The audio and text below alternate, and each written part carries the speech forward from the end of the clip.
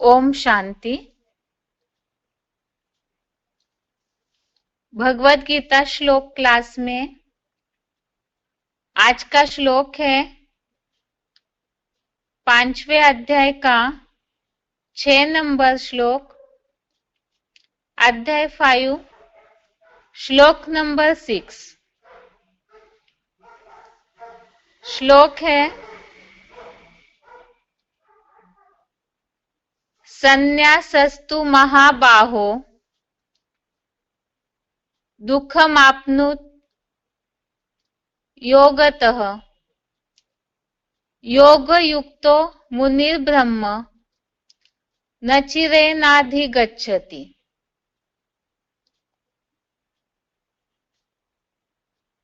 श्लोक दोबारा। संन्यासस्तु महाबाहो दुःखमाप्तुं योगतः योगयुक्तो मुनिर्ब्रह्म न चिरेणाधिगच्छति। श्लोक का संधि विच्छेद है संन्यास तु महाबाहो दुःखम आप्तुम अयोगतः योगयुक्तः मुनि ब्रह्म न चिरेण अधिगच्छति। संधि विच्छेद दोबारा। संन्यास तु महाबाहो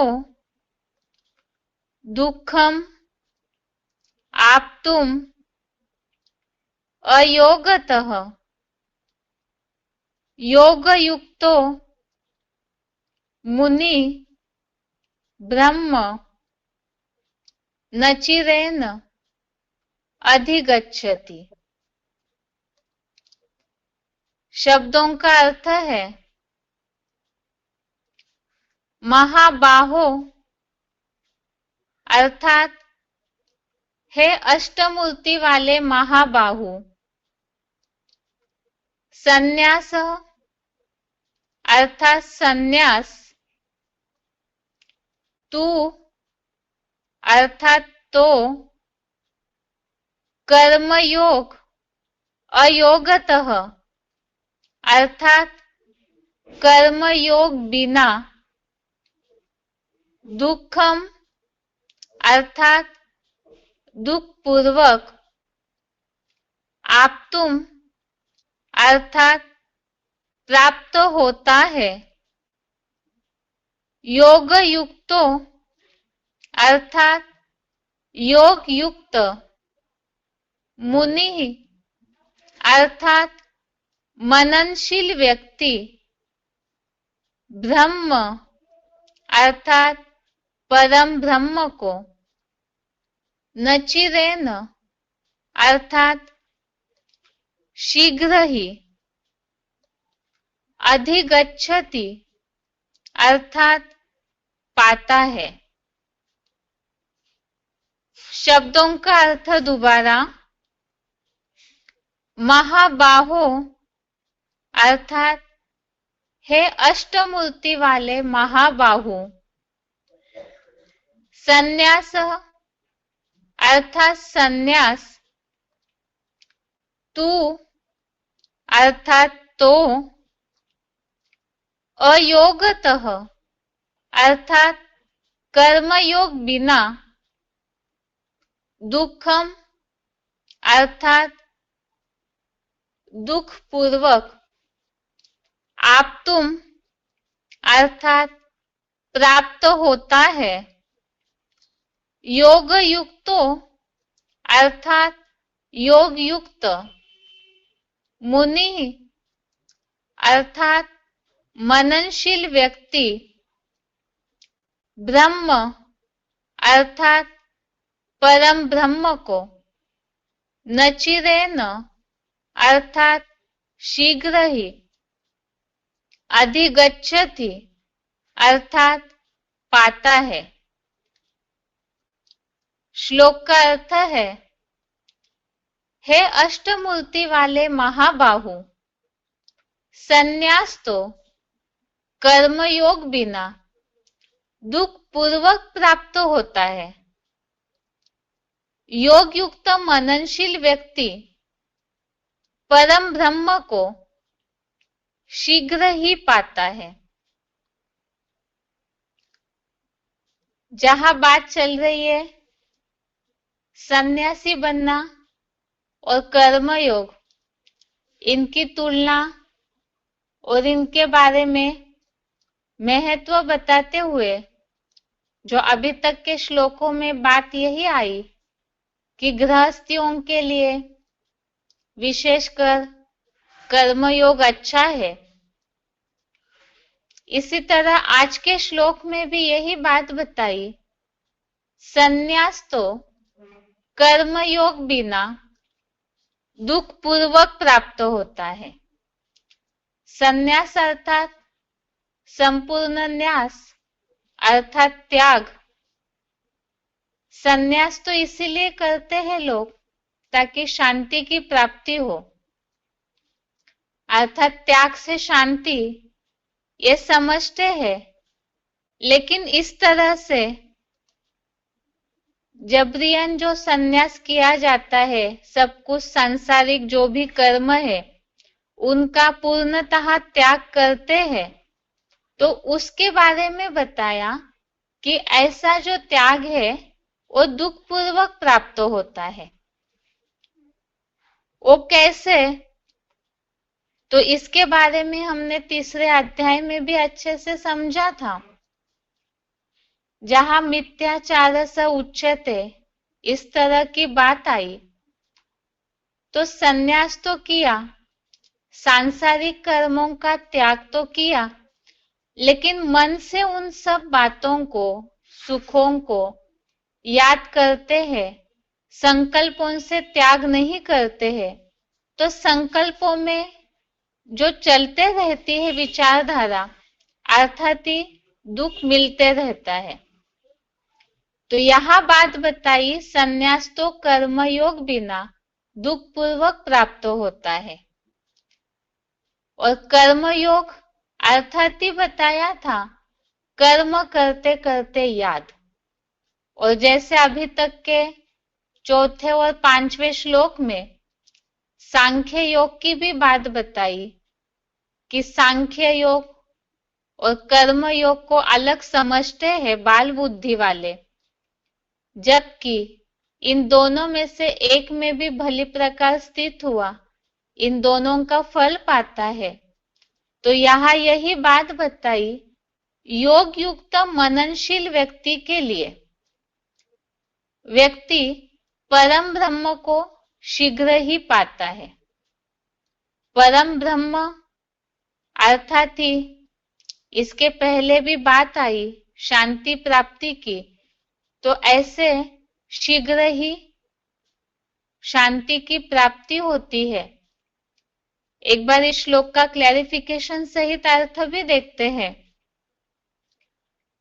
हे अष्टमूर्ति वाले महाबाहु, संन्यास तो कर्म योग में गृहस्थ के अनुभव बिना दुख पूर्वक प्राप्त होता है।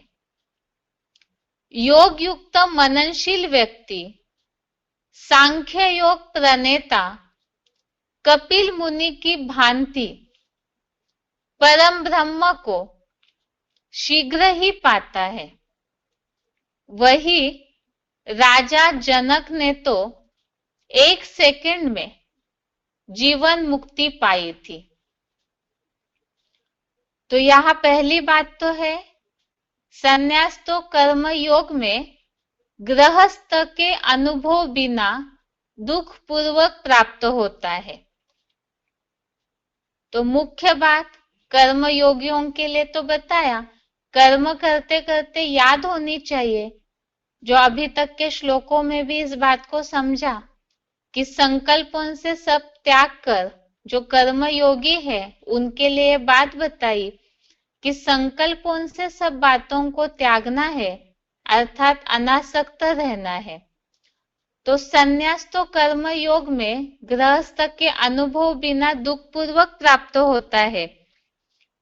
इसके बारे में ही तीसरे अध्याय का चौथा श्लोक, अध्याय 3 का श्लोक नंबर 4, इसमें जो बात आई है, न कर्मणा मनारंभात् नैष्कर्म्यं पुरुषोऽश्नुते न च सन्न्यसनादेव सिद्धिं समधिगच्छति। इसके भावार्थ में ये बात आई है, व्यक्ति कर्मों का आरंभ न करने से कर्महीनता रूप संपूर्ण त्याग को नहीं पाता है। वैसे ही बिना विचारे समुचित और अनिवार्य कर्मों के संपूर्ण त्याग से भी जीवन रहते दुखों से मुक्ति व जीवन मुक्ति रूप सिद्धि संपूर्णतया प्राप्त नहीं हो सकती। तो यहाँ जो बात आई है कि कर्मों को आरंभ न करने से कर्महीनता रूप संपूर्ण त्याग को नहीं पाता, अर्थात जो श्लोक में बात आई, कर्म संन्यास तो कर्म योग में गृहस्थ के अनुभव बिना दुख पूर्वक प्राप्त होता है। और दूसरी बात, सिद्धि प्राप्त करने के लिए, शांति प्राप्त करने के लिए ही संन्यास करते हैं लोग। इसके बारे में भी बताया कि बिना विचारे समुचित और अनिवार्य कर्मों का, जो गीता में तीसरे अध्याय के ही श्लोकों में जो बात आई कि जो दैनिक कर्म है, अनिवार्य कर्म है, उसे तो करना ही है। तो ऐसे अनिवार्य कर्म और बिना विचारे ही समुचित कर्मों का त्याग करने से जिस तरह से सन्यासी करते हैं, तो ऐसे त्याग से भी जीवन मुक्ति रूप सिद्धि की संपूर्णतया प्राप्ति नहीं होती है। और जैसे मुरलियों में भी कई बार बात आती है, सन्यासी उदासी कहते हैं मुरलियों में शिव बाबा, अर्थात ही उदासी अर्थात दुख की छाया वाले। सन्यास करने के बावजूद भी ये देखने में आता है, शांति के लिए सन्यासी बहुत सारे शांति कॉन्फ्रेंस करते हैं, गंगा में जाकर के डुबकी लगाते हैं, ऐसे बहुत सारे जो भक्ति मार्गीय कर्म कांड करते हैं। तो सन्यास तो किया, लेकिन पूरी तरह से जो सिद्धि की प्राप्ति होनी चाहिए वो अनुभूति नहीं हुई है। कहीं ना कहीं उदासी है, दुख है, इसके कारण ही ये सारी बातों को उन्हें अपनाना पड़ता है। तो यही बात भगवत गीता में बताई, संन्यास तो कर्म योग में गृहस्थ के अनुभव बिना दुख पूर्वक प्राप्त होता है। और इसी के लिए ही आगे बताया, योग युक्त मननशील व्यक्ति सांख्य योग प्रणेता कपिल मुनि की भांति परम ब्रह्म को शीघ्र ही पाता है।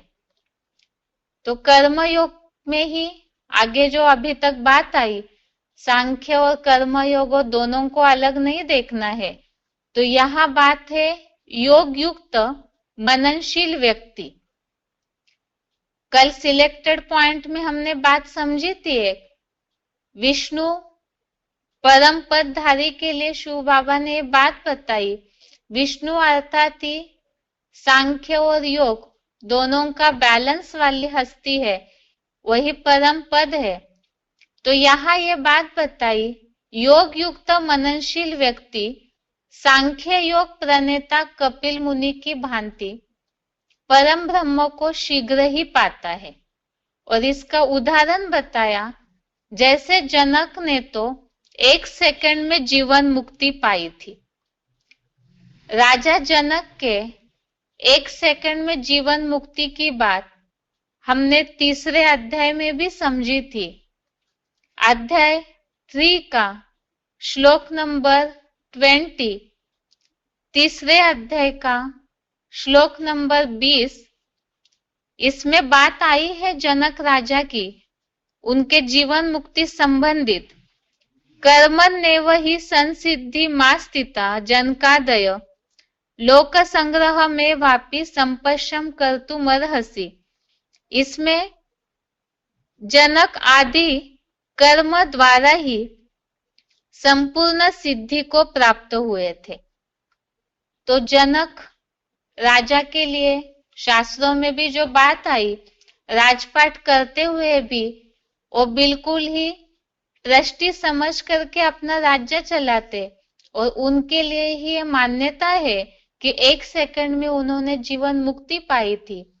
और गृहस्थ मार्ग का एक अच्छा उदाहरण ही जनक राजा के लिए बताया जाता है कि सब कुछ करते हुए भी, कर्म योगी पने में रहते हुए भी उन्होंने किस तरह जीवन मुक्ति पाई थी। तो यहाँ पर भी यही बात बताई, योग युक्त मननशील व्यक्ति परम ब्रह्म को शीघ्र ही पाता है।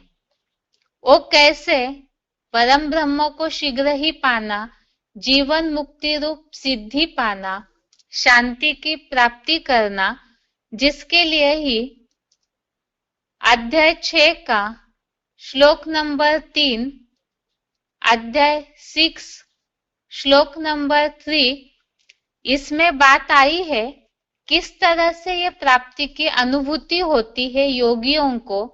इसका तरीका बताया। आरुरुक्षे मुने योगम कर्म कारण उच्यते योगारूढ़स्य तस्यैव शमः कारणम उच्यते। अर्थात योग स्थिति में चढ़ने के इच्छुक मुनि के लिए मनसा वाचा कर्म से अलौकिक हुआ यज्ञ कर्म ऊंची अव्यक्त स्थिति का कारण कहा जाता है। तन धनादि के त्याग से उसके चित्त की शांति ही योगारूढ़ के एकटिक होने का कारण कही है। तो यहाँ ये जो बात आई है, योगारूढ़ होने के लिए, योग स्थिति में चढ़ने के इच्छुक मुनि के लिए, जो मननशील मुनि है, तो उनके लिए बताया हुआ है तन धनादि के त्याग से उसके चित्त की शांति ही योगारूढ़ के एकटिक होने का कारण कही जाती है। तो यहाँ जीवन मुक्ति रूप सिद्धि प्राप्त करने के लिए सन्यासियों की तरह सब कुछ त्याग करने की बात नहीं है, बल्कि राजा जनक की भांति सब कुछ होते हुए भी संकल्पों से हर बात का त्याग करके डिटैच रहने से ही परम ब्रह्म की शांति की प्राप्ति या जीवन मुक्ति रूप सिद्धि की अनुभूति हो सकती है। यह आज के श्लोक का अर्थ है। इसका उच्चारण सुनते हैं, उसके बाद पॉइंट्स। संन्यासस्तु महाबाहो दुःखमाप्तुमयोगतः योगयुक्तो मुनिर्ब्रह्मा न चिरेणाधिगच्छति।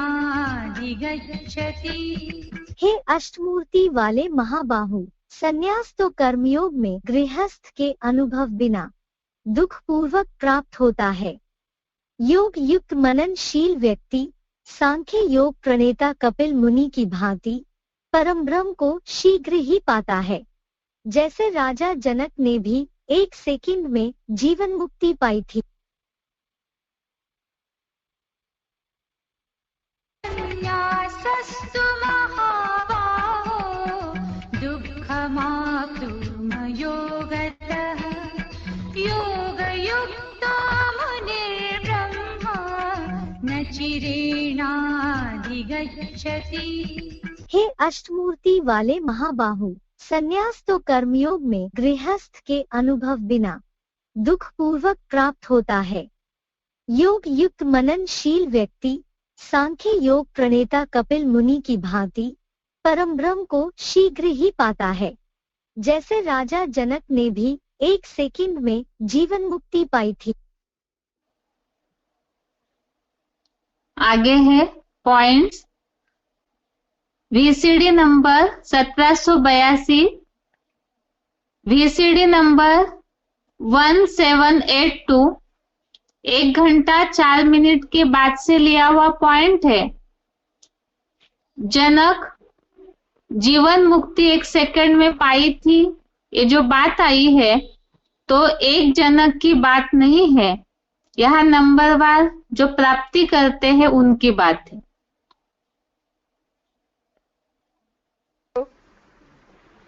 तो तुमको भविष्य 21 जन्म के लिए तंदुरुस्ती, शांति, सुख और संपत्ति ये सब मिल सकती है, और 1 सेकंड में 21 जन्म की सुख शांति पूरी ले सकते हो। इतनी बड़ी बात एकदम फ्यूचर जनरेशन 1 सेकंड में। गायन भी है, 1 सेकंड में जनक को जीवन मुक्ति मिली, परंतु जनक को वहां तो नहीं मिली ना। वो जनक फिर जाकर के सीता का बाप बना।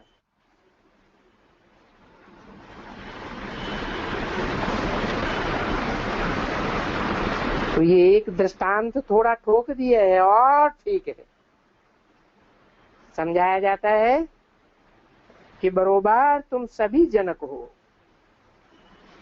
एक जनक की बात नहीं है। जनक,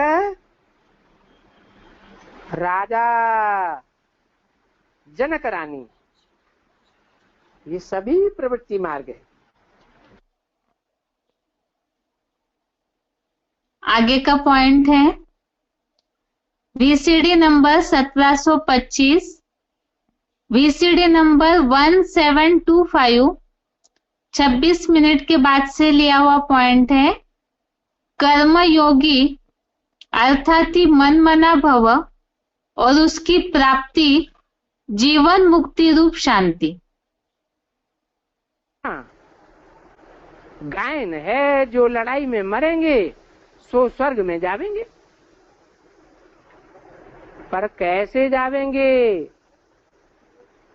2500 वर्ष हिस्ट्री में ये साबित होता है कि लड़ाइयों में मरते रहे और स्वर्ग में कोई नहीं गया।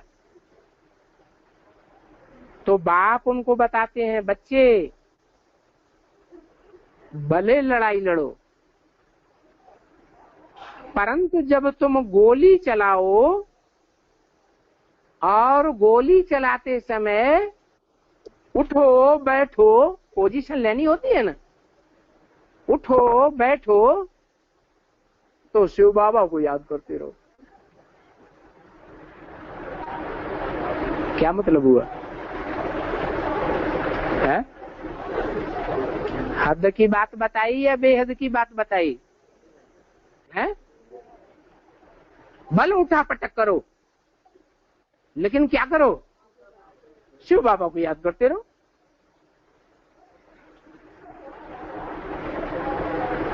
वो बाबा है ना, वो स्वर्ग का रचयिता है, वो तुमको जरूर स्वर्ग में भेज देंगे। तो अभी ये तुमको मंत्र मिल गया।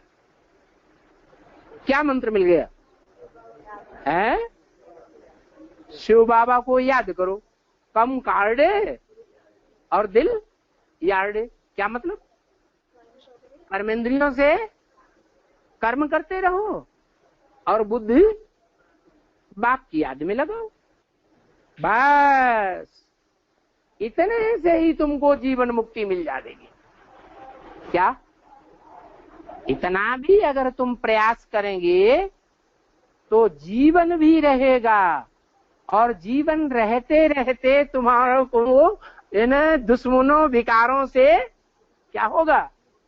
मुक्ति मिल जाएगी।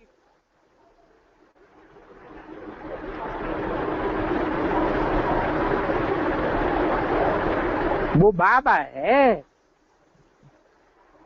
सेकंड का काम भी अगर तुम करते रहे, जो जनक की यादगार है, क्या 1 सेकंड में जनक को जीवन मुक्ति मिली। बस मनमना भव, अर्थात जब भी चलो, उठो बैठो, अभी से लेकर पक्का कर दो। क्या पक्का कर दो? कि शिव बाबा की याद में हम जरूर रहेंगे। ये धर्म की धारणा करो। थोड़ा भी अगर अभ्यास हो गया तो तुम पार लग जाओगे। इसलिए गीता में कहा है, स्वल्पम अप्यस्य धर्मस्य त्रायते महतो भयात्। जो धर्म मैं सिखाता हूँ आत्मिक स्टेज का, कर्म करते आत्मिक स्टेज में रहो। अगर इसका थोड़ा भी अभ्यास किया तो क्या होगा रिजल्ट? तुम बड़े से बड़े भय को पार कर जावेंगे।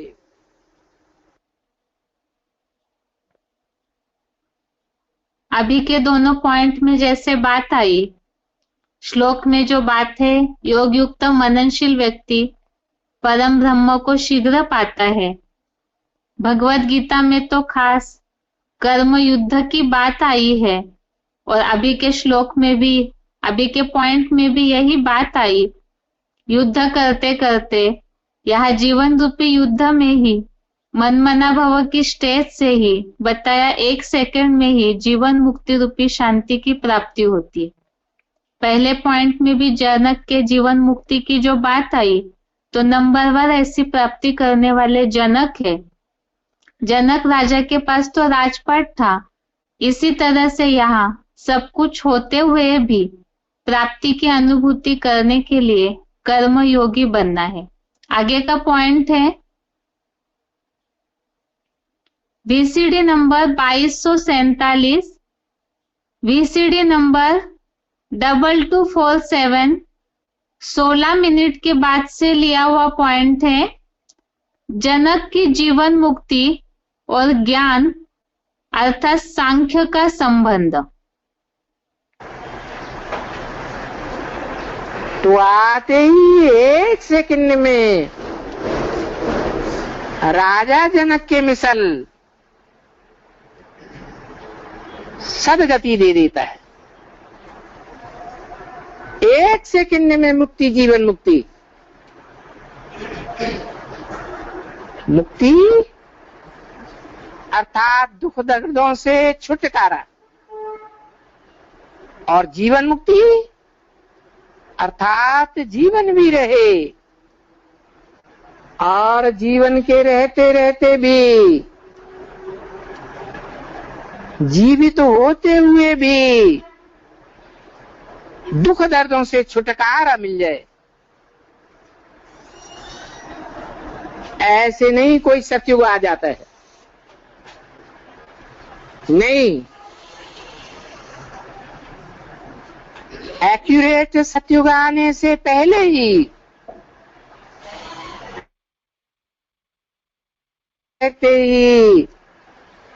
दुख दर्दों से छुटकारा, जो ज्ञानवान बच्चे होते हैं। इसलिए बाप कहते हैं, मुझे कौन से बच्चे प्रिय हैं? ज्ञानी तू आत्मा मुझे विशेष प्रिय है।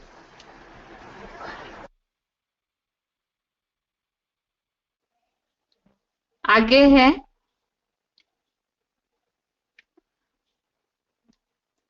ये आज के श्लोक का अर्थ हुआ।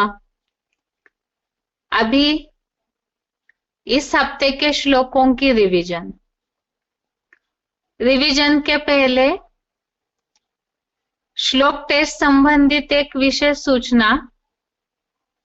पिछले हफ्ते जिस तरह बताया था कि चौथे अध्याय के श्लोकों में से 1 से 32 तक के श्लोक पिछले हफ्ते टेस्ट में थे। इस हफ्ते कल के श्लोक टेस्ट के लिए श्लोक नंबर 33 से चौथे अध्याय का श्लोक नंबर 33 से आगे श्लोक नंबर 42 तक, अध्याय 4 का श्लोक नंबर 33 से श्लोक नंबर 42 तक के श्लोक कल के रविवार के श्लोक टेस्ट के लिए है। और साथ में इस हफ्ते जो बेसिक कोर्स हुआ है परम पिता के गुण, इस संबंधित श्लोक टेस्ट में प्रश्न होंगे। और अभी जो इस हफ्ते हमने श्लोक पढ़े हैं 5वें अध्याय के 1 से लेकर 6 नंबर श्लोक तक, ये अभी केवल रिवीजन है। इसके प्रश्न अगले हफ्ते के श्लोक टेस्ट में होंगे। इस हफ्ते 5वें अध्याय की शुरुआत हुई है और 5वें अध्याय का नाम है कर्म संन्यास योग। और इस हफ्ते श्लोक का टॉपिक थे डिवाइड किया हुआ 1 से 6 नंबर श्लोक तक। श्लोक नंबर 1 से श्लोक नंबर 6 तक सांख्य योग और कर्म योग का निर्णय। तो सांख्य योग अर्थात ज्ञान संबंधित और कर्म योग अर्थात कर्म करते करते याद करना, तो इसमें क्या श्रेष्ठ है, इस संबंधित निर्णय और इसके बारे में विश्लेषण इन श्लोकों में आया हुआ है। सबसे पहले 5वें अध्याय का पहला श्लोक है। अर्जुन उवाच संन्यासम कर्मणां कृष्ण पुनर्योगम च संस्यसि यच्छ्रेय यत्योरेकम तन्मे ब्रूहि सुनिश्चितम। अर्थात, हे आकर्षण मूर्त, कर्मों के समुचित या संपूर्ण त्याग रूप संन्यास की और फिर कभी कर्म करते हुए कर्मयोग की प्रशंसा करते हो। इन दोनों में से जो अधिक श्रेष्ठ हो उस एक को भली भांति निश्चित कर मुझे बताइए, जिससे सुमार्गगामी बनूं। इसी तरह का प्रश्न 3रे अध्याय में भी अर्जुन ने भगवान से पूछा था कि बुद्धि योग या कर्मयोग में से क्या श्रेष्ठ है। उसका उत्तर ही भगवान ने 5वें अध्याय में भी यही प्रश्न पूछा है कि संन्यास की और कर्मयोग की प्रशंसा करते हैं, तो इसमें से क्या श्रेष्ठ है। आगे 5वें अध्याय का दूसरा श्लोक। भगवान उवाच संन्यासः कर्मयोगश्च निःश्रेयसकरा उभो तयोस्तु कर्म संन्यासात् कर्मयोगो विशिष्यते। अर्थात, ये श्री भगवान वाच अर्थात भगवान ने अर्जुन को उनके प्रश्न का उत्तर देते हुए बात बोली है।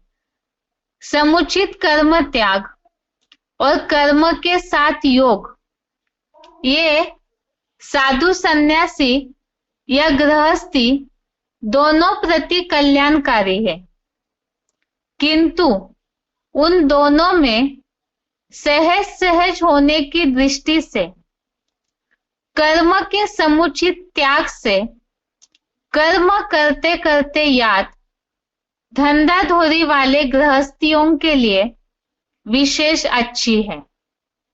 अर्थात ही यह बात बताई अर्जुन को भगवान ने कि सन्यासियों का, साधु सन्यासी या गृहस्थी, इनकी दोनों की तुलना के बारे में बताया है और उसमें से भी बताया कि कर्म त्याग से भी कर्म करते करते याद गृहस्थियों के लिए विशेष अच्छी है, अर्थात कर्मयोग। आगे है श्लोक नंबर 3।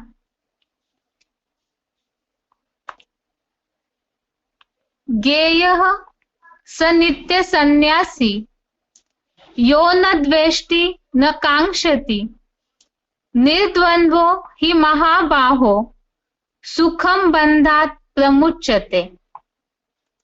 अर्थात हे महान अष्टदेवों की सहयोगी रूप भुजाओं वाले, जो न प्राणी मात्र से द्वेष करता है न कोई सांसारिक इच्छा करता है, वह गीता के 6वें अध्याय के 4थे श्लोक में उल्लेखित कर्मों का सदा त्यागी संन्यास योगी जाना जाता है, क्योंकि द्वंद्व रहित कर्म बंधन से सुखपूर्वक पूरा ही छूट जाता है। तो यह बात बताई, एक तो न द्वेष करता है न कोई सांसारिक इच्छा करता है। 6वें अध्याय के 4थे श्लोक का जो रेफरेंस दिया है यहाँ पे, इसमें बात आई है सर्व संकल्प सन्यासी योगारूढ़ तदा उच्यते।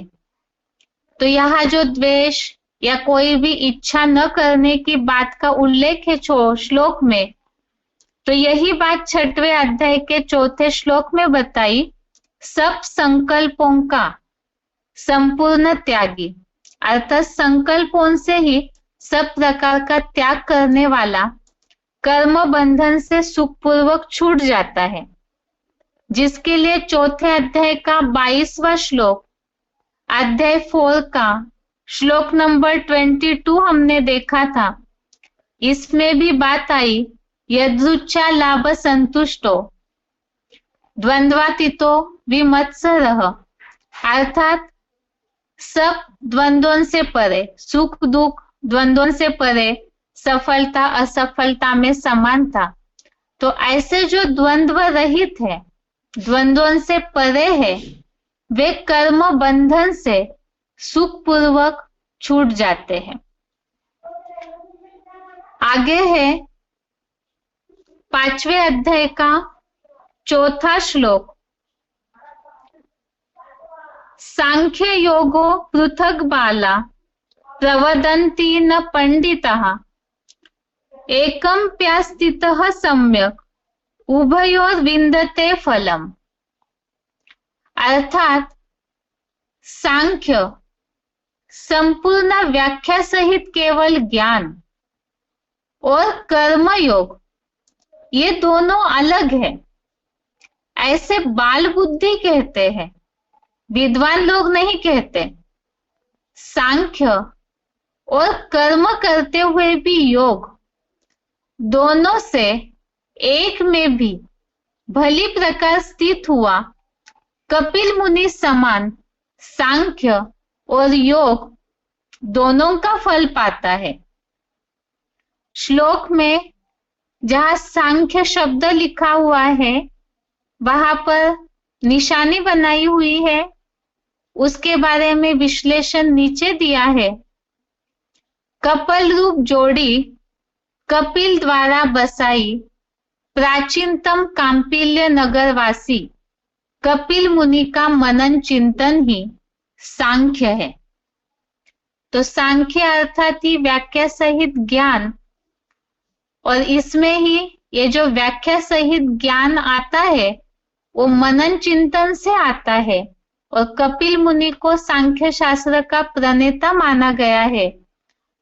इसके बारे में कल हमने सिलेक्टेड पॉइंट में समझा जो व्यास है विशेष रूप से ज्ञान के लिए आसन लगा के बैठे हुए, वही कपिल मुनि है और वही शिव बाबा का मुकर्रर तन है और वही परम ब्रह्म है।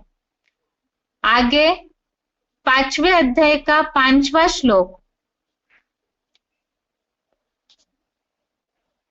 यत् सांख्ये प्राप्यते स्थानम तद्योगैरपि गम्यते एकम सांख्यम च योगम च यह पश्यति स पश्यति।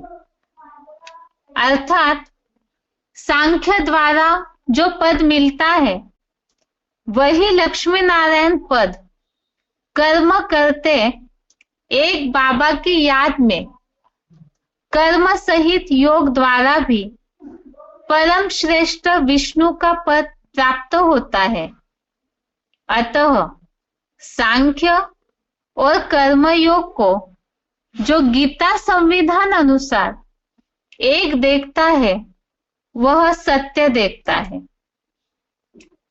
तो श्लोक में बात आई है, चौथा और 5वां श्लोक दोनों एक दूसरे से संबंधित है, कनेक्टेड है, जिसमें ये बात आई कि कई बार केवल ज्ञान ही ज्ञान, इसी में कई बार गलतफहमी हो जाती है कि ज्ञान और योग अलग है।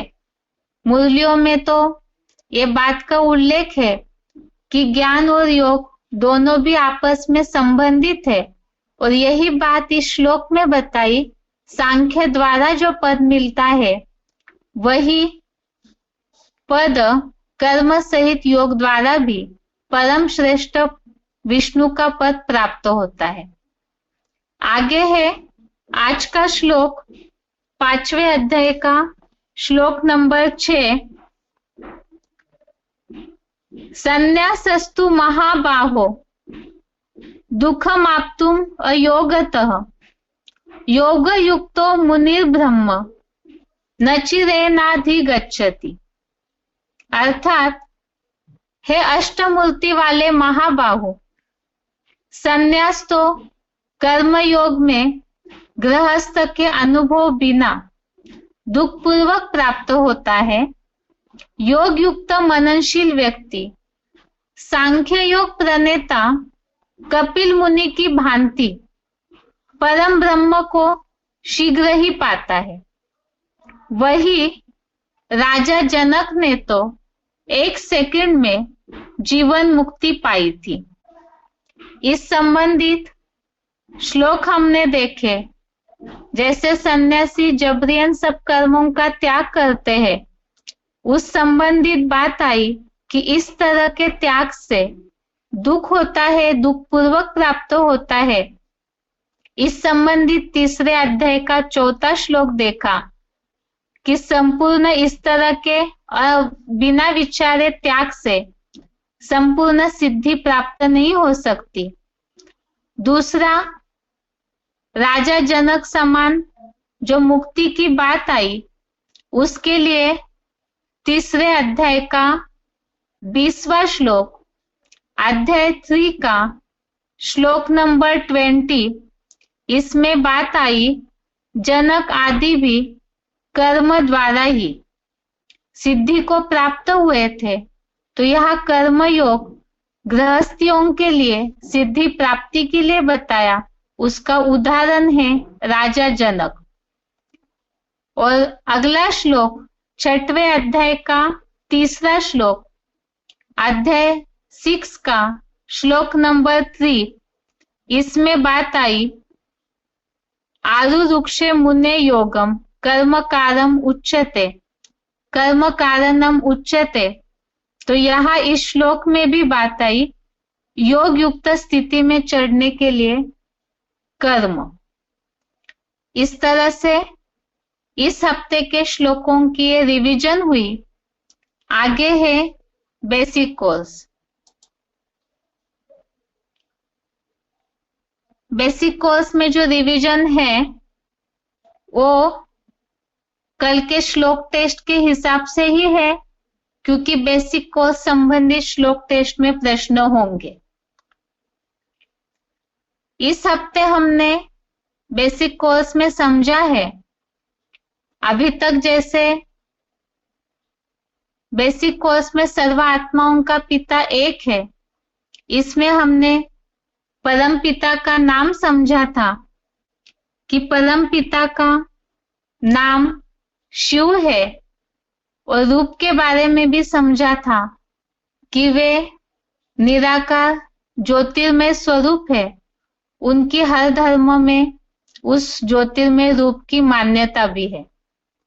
और नाम सदाशिव, जो कि उनकी आत्मा का ही नाम है। वो तो देह धारण नहीं करते, इसीलिए भगवान के तो आत्मा का ही नाम शिव है।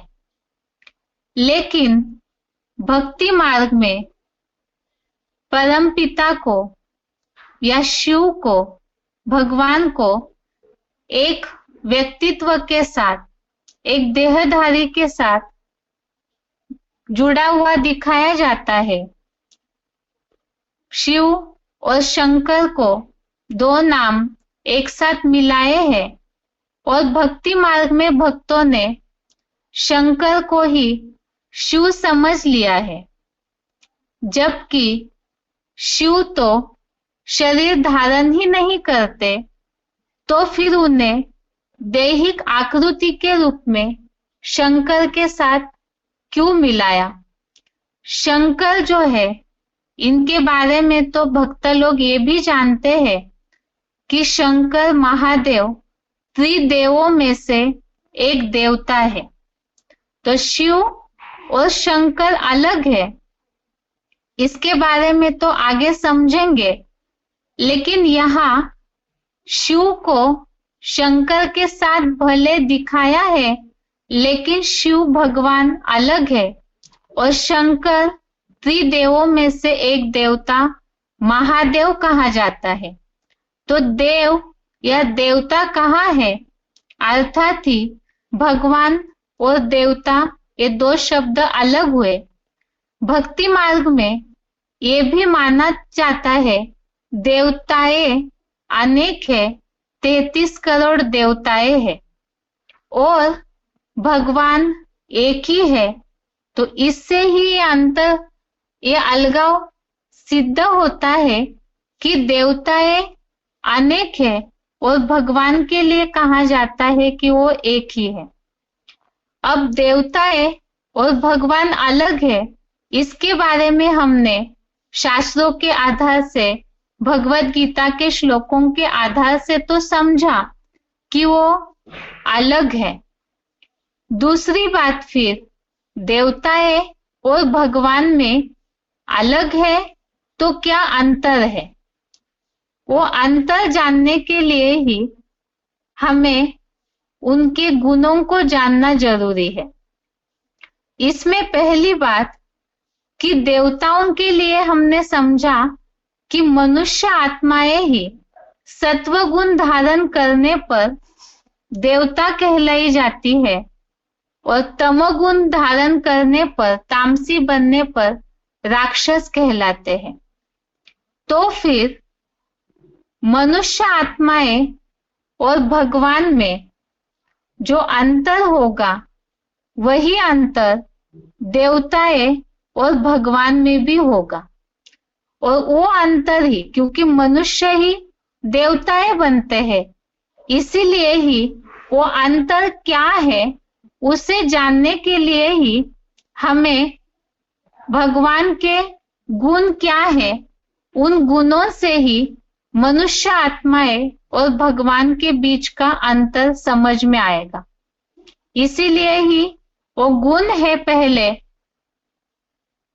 पहला गुण है परम पिता अगर्भा अजन्मा है।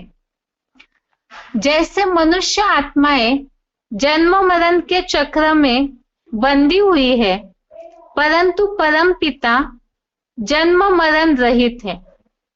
उनको जन्म देने वाला कोई नहीं, वे अनादि है। अनादि का अर्थ क्या है? आदि, अर्थात जिसका कोई आदि नहीं है। और जिनका कोई आदि नहीं है, उनका अंत भी नहीं है। जैसे मनुष्यों का जन्म होता है तो उनके जीवन की शुरुआत मानी जाती है, लेकिन परम पिता तो जन्म ही नहीं लेते हैं, तो फिर शुरुआत कैसे होगी? और परम पिता अजन्मा है, इसी के बारे में हमने श्लोक देखे। चौथे अध्याय का 6 नंबर श्लोक, अध्याय 4 का श्लोक नंबर 6, इसमें शब्द आया है अजह, अर्थात ही भगवान अजन्मा है। भगवान परम पिता अजन्मा है, इसके बारे में हमने और अन्य श्लोक देखे। 10वें अध्याय का 3रा श्लोक, अध्याय 10 का श्लोक नंबर 3, यो माम अजन्मादिंच, इसमें अजम इस तरह से अजन्मा के लिए शब्द आया हुआ है।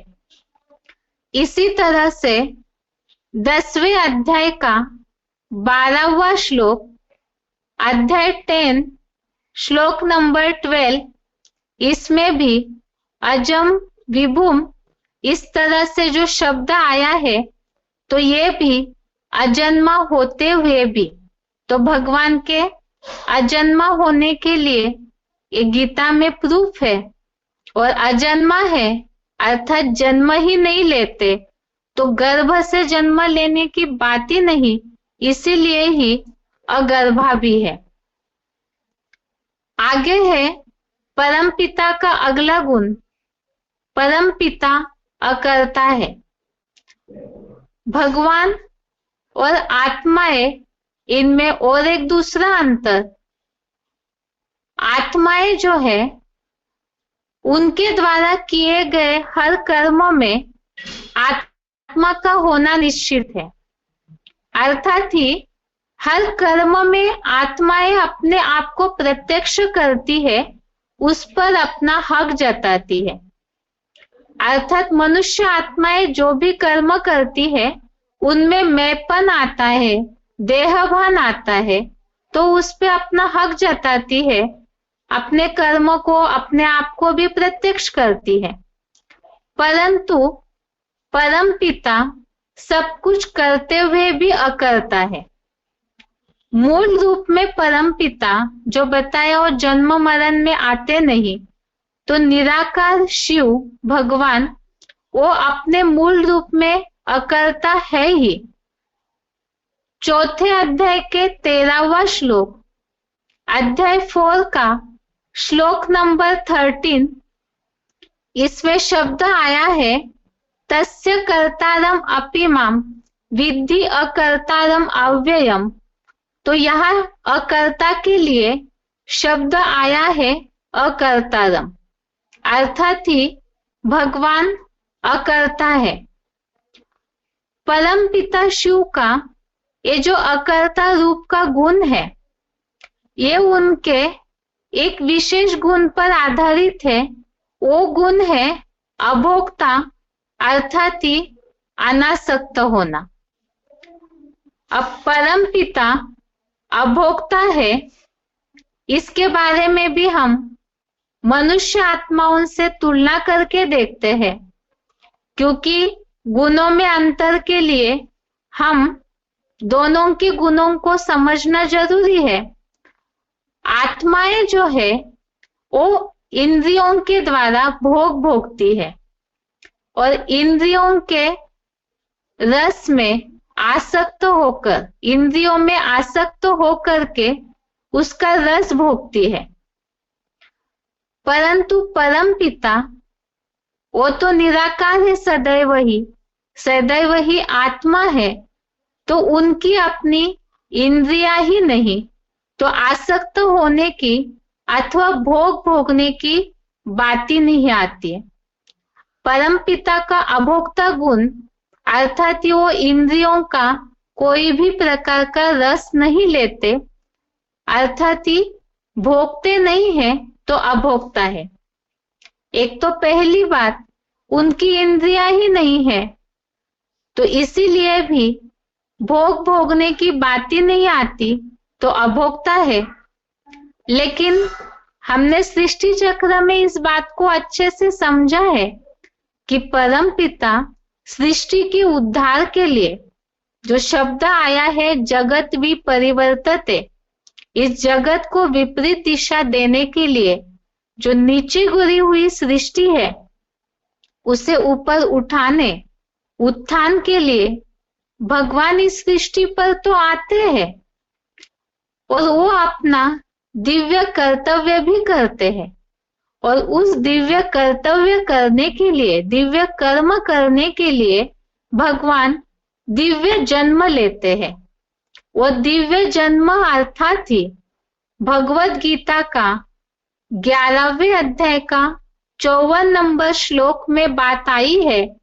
प्रवेश तुम अध्याय 11 का श्लोक नंबर 54 में बात आई है प्रवेश तुम, और भगवान का दिव्य जन्म के लिए बात आई है एक तो 4थे अध्याय के 9वें श्लोक में, और वो प्रवेश करके जो कार्य करते हैं साधारण तन में, तो उसके लिए 9वें अध्याय का 11वां श्लोक, अध्याय 9 का श्लोक नंबर 11, इसमें शब्द आया है मानुषिम तनुम आश्रितम, अर्थात ही सृष्टि के उद्धार के लिए परम पिता दिव्य जन्म लेते हैं, प्रवेश करके साधारण तन में प्रवेश करके कार्य करते हैं, तो इंद्रियों का प्रयोग तो होता ही है, लेकिन ऐसे साधारण तन में आने पर भी वे उसमें आसक्त नहीं होते, अर्थात इंद्रियों का कोई भी प्रकार का रस नहीं लेते। इस सृष्टि पर आने के बाद भी, कार्य करने पर भी वे अभोक्ता ही है। इसके लिए ही अध्याय 9 का श्लोक नंबर 9, अध्याय 9 का श्लोक नंबर 9,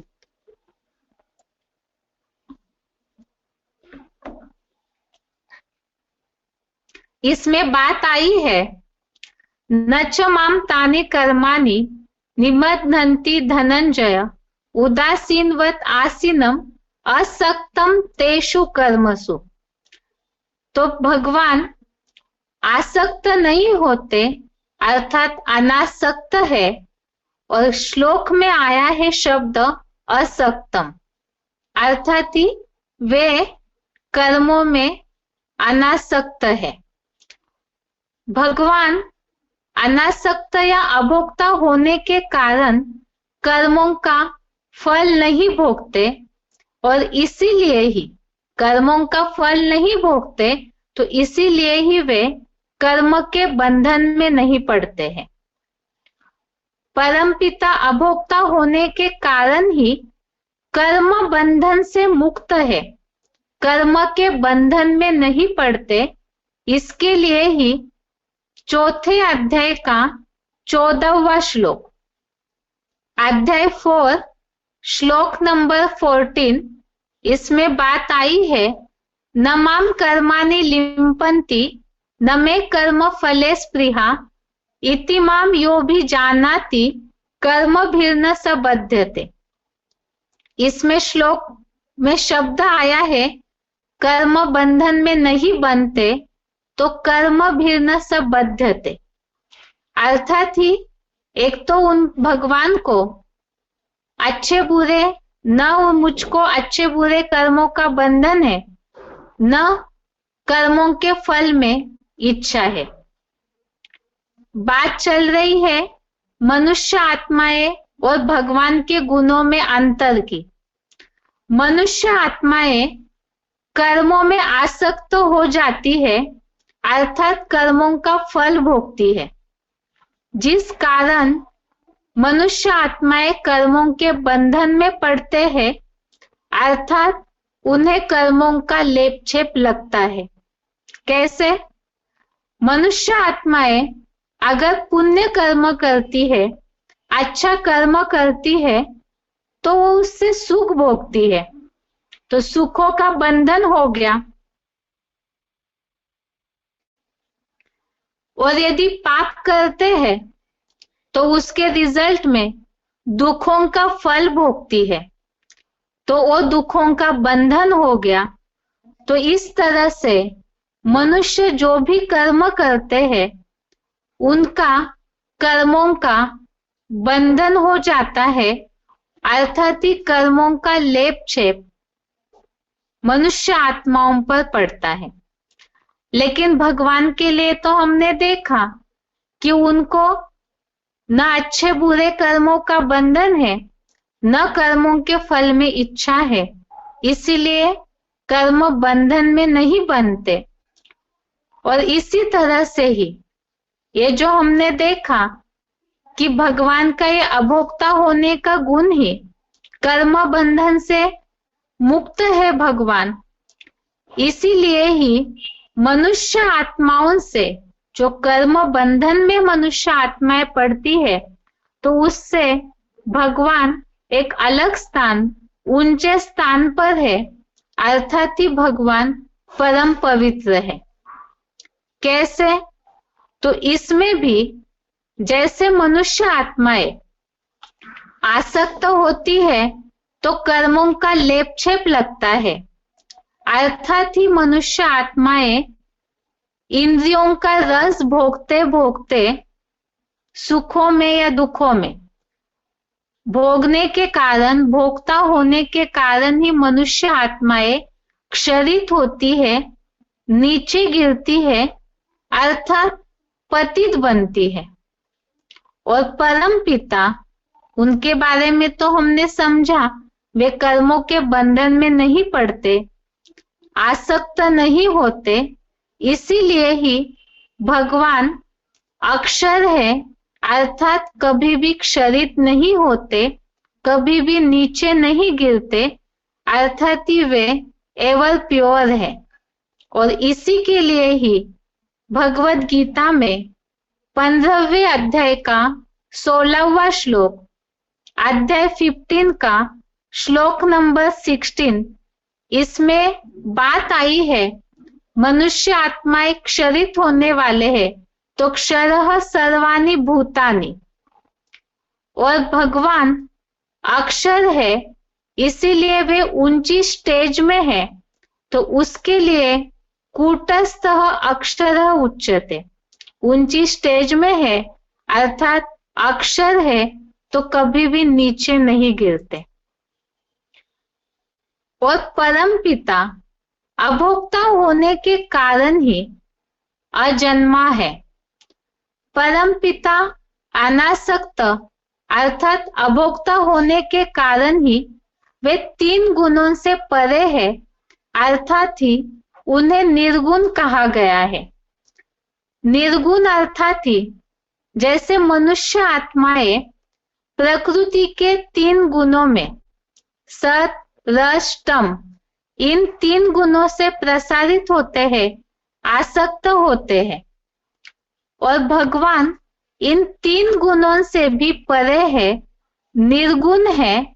इसी के लिए भगवत गीता का 13वें अध्याय का 14वां श्लोक, अध्याय 13 का श्लोक नंबर 14 में भगवान निर्गुण है, इसके बारे में शब्द आया हुआ है।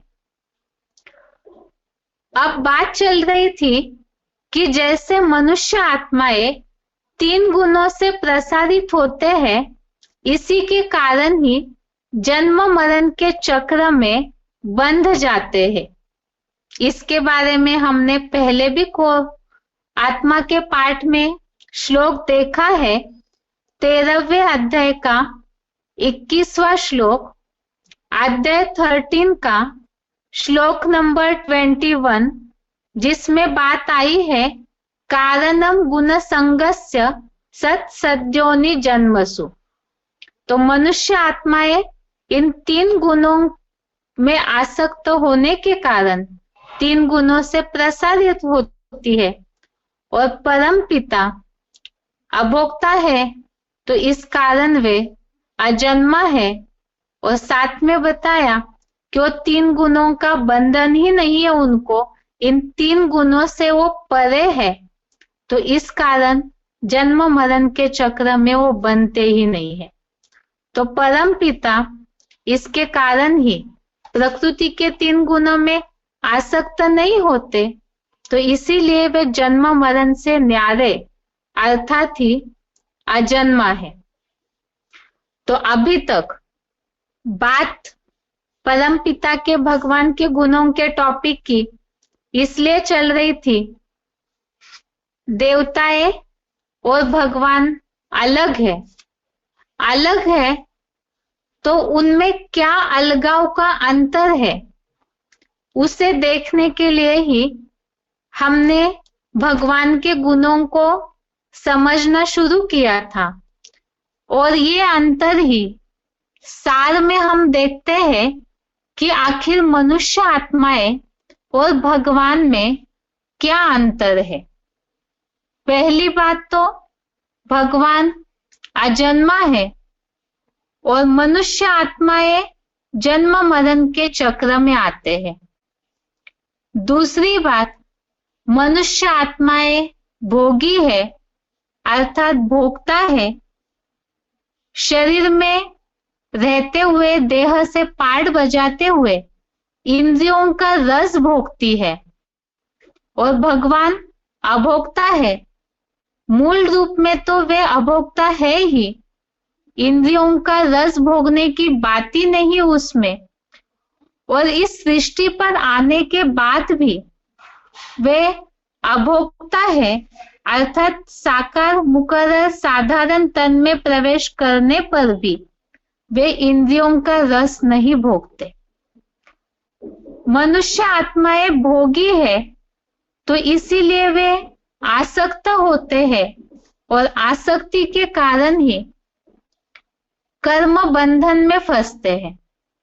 और भगवान अभोक्ता होने के कारण कर्मों का फल नहीं भोगते और इसीलिए ही भगवान परम पिता कर्म बंधन में नहीं पड़ते। मनुष्य आत्माओं के लिए हमने समझा कि जब अच्छा कर्म करते तो सुखों का बंधन, पाप कर्म करने पर दुखों का बंधन चढ़ता है, कर्मों का लेप छेप चढ़ता है। तो इसीलिए ही कर्मों में बंधन में आने के कारण, कर्मों में फंसने के कारण, भोगने के कारण ही वे क्षरित होते हैं, पतित बनते हैं, नीचे गिरते हैं। और भगवान इससे तुरिया है, वो कर्म बंधन में फंसते नहीं, तो इसीलिए वे अक्षर है, सदैव एवर प्योर है, सदैव ही ऊंची स्टेज में रहने वाले हैं, जिसके बारे में भक्ति मार्ग में अच्युतम कहा है, अर्थात वे कभी भी नीचे नहीं गिरते। मनुष्य आत्माएं कर्म बंधन में आती है तो इसीलिए ही 3 गुणों में आसक्त होती है, तो जन्म मरण के चक्र में बंध जाती है। और भगवान आसक्त ही नहीं होते, प्रकृति के 3 गुणों से परे है, निर्गुण है, इसीलिए ही वे जन्म मरण के चक्र से न्यारे अर्थात ही अजन्मा है। तो अभी तक हमने इस तरह से परम पिता के नाम सदाशिव है, रूप सदैव निराकार ज्योतिर्मय स्वरूप है, जिसकी हर धर्म में मान्यता है। परम पिता का देश समझा, परम धाम है, जिसके बारे में भी हर धर्म वाले मानते हैं। इसी तरह से इस सृष्टि पर उनके आने का स्थान भारत है, जो कि भारत में पवित्रता को मान्यता दी जाती है। और दूसरा समझा, अनेक धर्मों के उद्धार के लिए ही भगवान भारत देश में ही कार्य कर रहे हैं। और इसके अलावा हमने देवताएं और भगवान के बीच का अंतर, वे अलग है और अलग में उनमें क्या अंतर है, इसके लिए हमने उनके गुणों के बारे में समझा।